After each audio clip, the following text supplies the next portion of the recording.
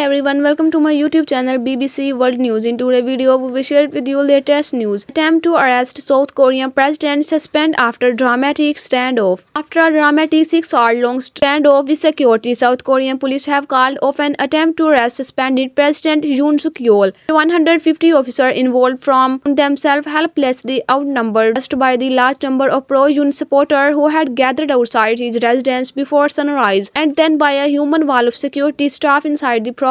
Police were trying to carry out an arrest warrant issued earlier in this week after Yoon ignored 3 summons for him to appear for questioning. The politician is currently under investigation for abusing his power and inciting an insurrection when he tried to impose martial law in early December. Dozens of police vans lined in the street outside Yoon's residence in central Seoul early on Friday morning, before the arrest team made up of police officers and members of the Corruption Investigation Office began moving toward the building at about 8 local time, 2:23 GMT. The operation started out with a 20-strong team but quickly multiplied some 150 people. Even then, they were outnumbered. While about half of the team was able to get inside, they were locked for hours in a standoff with presidential security officers who are still responsible for protecting Yoon, dispute him being stripped of his power, and a military unit responsible for protecting the city of Seoul. At one point, Yoon's security team engaged in a confrontation with the investigation officer. An official with Seoul Joint Chief of Staff told news agency, "We are determined that the arrest is practically impossible," said the CIO. It has been investigating Yoon's short-lived martial law declaration last month. If they had been successful, Yoon would have become the first sitting president to be arrested in South Korean history. Yoon's refusal of the legal process is deeply regrettable, the SIO said, adding that next step will be decided after a review. Yoon's supporters, who have been camped out in front of the presidential residence for days, cheered in song and dance as the suspension was announced. "We won," they chanted. Some carried "Stop the Steal" sign, an echo of the call used by US President Donald Trump's supporters after the loss of 2020 election. The CIO said that concern for the safety of the team on the ground was a factor in their decision to call off the attempted arrest. Presidential Security Service has said they will hold the CIO and police accountable for trespassing, adding that the team had injured some of their staff members. This development is not unexpected given Yoon's defiance throughout the investigation process. Experts say that as a former chief prosecutor, Yoon is well aware of the legal loophole available for this defense. Investigation have until 6 January to arrest him before the current warrant expires. This means they may attempt to arrest Yoon again over the weekend, although this could be logistically challenging as the crowd are likely to swell. They can also apply for a new warrant and try to detain him again. Before the attempt was stood down, Yoon's security team told the news agency they had been in negotiation with the investigation who struggled to assess the president. Police have opened a criminal case against the chief of Yoon's security service and his deputy, and they summoned them for questioning, according to Yonhap. Yoon's legal team was also seen entering the residence slightly past noon local time.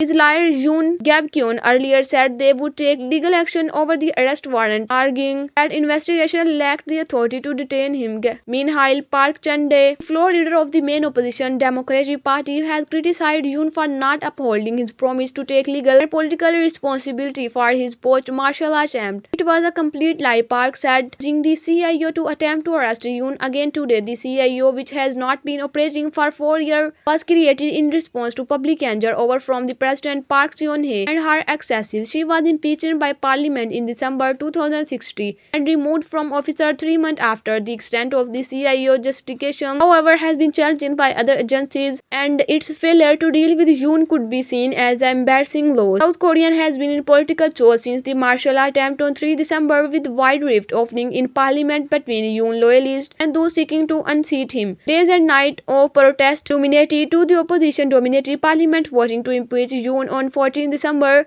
their second attempt to do so after the majority of his ruling party members boycotted the first vote. 2 weeks later, Parliament voted to impeach his replacement, acting President Han Duck-soo. First time an acting president had been impeached since South Korea became a democracy, and was supposed to let the country out of its political turmoil, but opposition MPs argued that he was refusing demand to complete Yoon's impeachment process. Friday, prosecutor also indicted on insurrection charges Army Chief Park and-soo, who was named martial law commander during the brief declaration, and Special Forces Commander Kwak Jong-jeon. According to Seoul-based news outlet Yonhap, are to face trial high in prison. Get your daily close of entertainment. Subscribe today for new videos every day. Thanks for watching. For more, have a nice time. Goodbye.